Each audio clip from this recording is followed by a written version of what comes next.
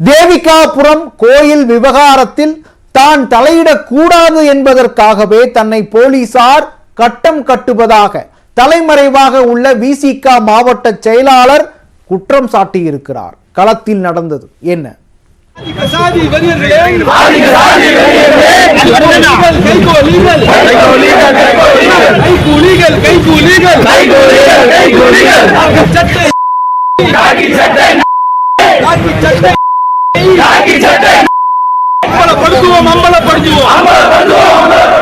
ஊர்வலமாக சென்று போலீசாரை தகாத வார்த்தைகளால் கோஷமிட்ட விவகாரத்தில் விசிக மாவட்ட செயலாளர் பாஸ்கரன் தலைமறைவாக உள்ள நிலையில் விசிகவினரை வன்முறையாளர்களாக காட்ட முயற்சிப்பதாக பாஜக மீது குற்றம் சாட்டியுள்ளார். குற்றச்சாட்டின் பின்னணி என்ன? பிஜேபிக்கு என்னங்க அக்கறை? பாஸ்கர் மீது புகார் கொடுக்கணும் சொல்லிட்டு என்ன ஆக்குறேன்னா, வரும் இந்த ஆண்டு திருவிழா வருது, இவர் வெளியே இருந்தால் இந்த திருவிழாவை நடத்துவதற்கான விஷயங்கள்ல தலித் பங்கேற்பனுடைய கோரிக்கையை பலமா வைப்பாரு. எதையாவது ஒரு புகார்களை சொல்லி எந்த புகார் இல்லாத குண்டர் தடுப்பு இடத்துல அடைச்சிடணும். அவர் அந்த நேரத்தை வெளியிருக்க கூடாது இன்டென்ஷன்ல தான் நடக்குது. திருவண்ணாமலை மாவட்டம் ஆரணி ஊராட்சி ஒன்றிய அலுவலகத்தின் முன்பு இருக்கும் வணிக வளாக கட்டடம் தொடர்பாக விசிக நிர்வாகிகள் மீது ஆரணி நகர காவல் நிலையத்தில் சின்னக்கண்ணு என்பவர் புகார் அளித்தார். இருதரப்பினரையும் அழைத்து போலீசார் பேச்சுவார்த்தை நடத்திய போது காவல்துறையினரிடமும் விசிக மாவட்ட செயலாளர் மாக்கு பாஸ்கரன் தகாத வார்த்தைகளால் பேசியதாக கூறப்படுகிறது. இது தொடர்பான காணொளியும் வெளியாகி பரபரப்பை ஏற்படுத்தியது.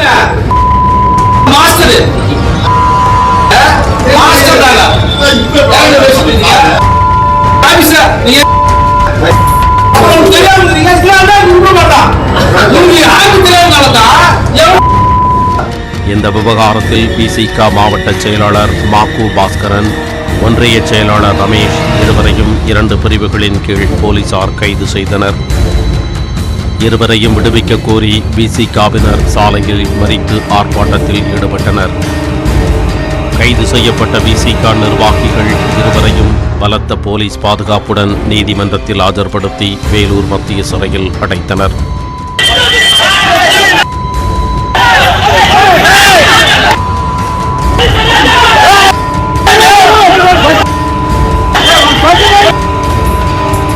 இந்நிலையில் கடந்த 26ஆம் தேதி பாஸ்கரனுக்கு நீதிமன்றத்தில் பிணை வழங்கப்பட்டது. பிணையில் வந்த பாஸ்கரன் ஆரணி டவுன் எல்லையில் இருந்து திறந்தவெளி காரில் ஊர்வலமாக சென்று மீண்டும் காவல்துறையினருக்கு எதிராக கேவலமாகவும் ஒருமையிலும் பேசி கோஷங்களை எழுப்பினார்.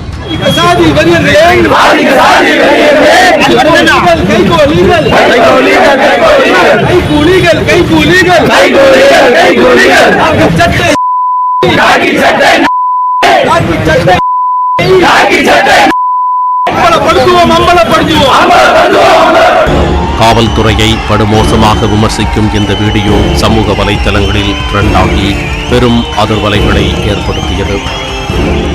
இதன் எதிரொலியாக விசிக மாவட்ட செயலாளர் மாக்கு பாஸ்கரன் உள்ளிட்ட 50 பேர் மீது 9 பிரிவுகளின் கீழ் ஜாமீனில் வெளிவர முடியாத சட்டப்பிரிவுகளில் வழக்கு பதிவு செய்யப்பட்டது. இந்நிலையில் நியூஸ் 18 தமிழ்நாடு தொலைக்காட்சி செய்தியாளர் செல்போனில் பாஸ்கரனை தொடர்பு கொண்டபோது பிரத்யேகமாக பேட்டியளித்துள்ளார். அதில் பாஜக மீதும் போலீசார் மீதும் பல்வேறு குற்றச்சாட்டுக்களை முன்வைத்துள்ளார்.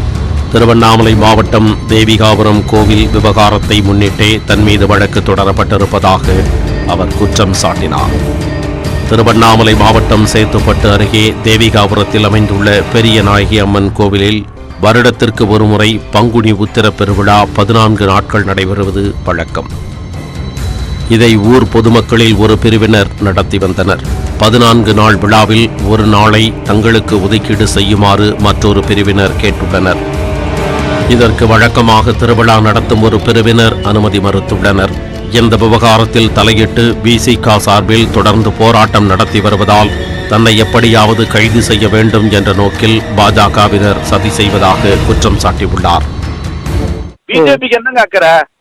பாஸ்கர் மீது புகார் கொடுக்கணும் சொல்லிட்டு என்ன ஆக்குறேன்னா, வரும் இந்த ஆண்டு திருவிழா வருது, இந்த ஆண்டு அடுத்த மாதம் திருவிழா வருது. அதன் மீது வந்து நாங்கள் விடுதலை சிறுத்தைகள் வந்து எடுத்துக்கிற காரியம் அங்கே வந்து திருவிழாவை வந்து தலித் பங்கேற்போடு நடத்துறோம்னு சொல்லியிருக்கிறோம். இல்லை என்றால் விடுதலை சிறுத்தைகள் அதுக்கு எதிரான போராட்டத்தை எடுப்போம் நாங்க சொல்லியிருக்கிறோம். அதுக்காக தான் அங்க அர்ஜி பண்றோம். மீண்டும் வந்து இவர் வெளியே இருந்தால் இந்த திருவிழாவை நடத்துவதற்கான விஷயங்கள்ல வந்து தலித் பங்கேற்பனுடைய கோரிக்கையை பலமா வைப்பாரு. அந்த திருவிழாவை மீண்டும் வந்து இந்த வருடமும் நிறுத்திவிடக் கூடாது.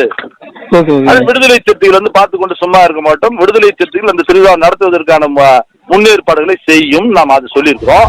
தன்னை கைது செய்ய கூறி தேவிகாபுரத்தைச் சேர்ந்த ஆன்மீக மற்றும் ஆலய மேம்பாட்டு பிரிவு பாஜக பிரமுகர் சுரேஷ் புகார் கொடுக்க காரணம் என்ன என்றும் கேள்வி எழுப்பினார். விரைவில் கோவில் திருவிழா நடைபெறவுள்ள நிலையில் தன்னை குண்டர் சட்டத்தில் கைது செய்ய வேண்டும் என்பதே எதிர்ப்பாளர்களின் நோக்கம் என்றும் குற்றம் சாட்டினார். தேவிகாபுரம் பிரச்சனையை முன்னணியில் வைத்துக் கொண்டு அதன் பின்னணியில் வந்து இயங்குகிறார்கள்.